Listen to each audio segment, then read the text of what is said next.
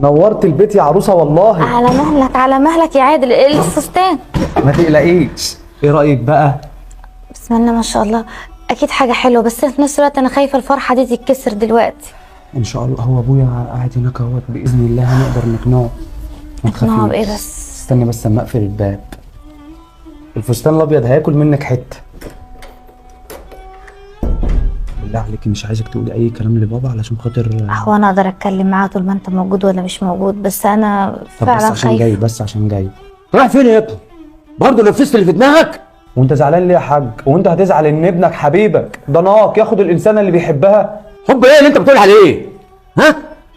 انت عرفت تلعب على الواد؟ عرفت تلعب عليه؟ ها؟ بتضحك عليه دايما؟ والله انت فاهمها غلط. اوعى تفكر ان انت هتخش هنا وهتقعد هنا. يعني ايه؟ يعني ايه زي ما بقول كده؟ انت هتكرشني يا حاج؟ ايوه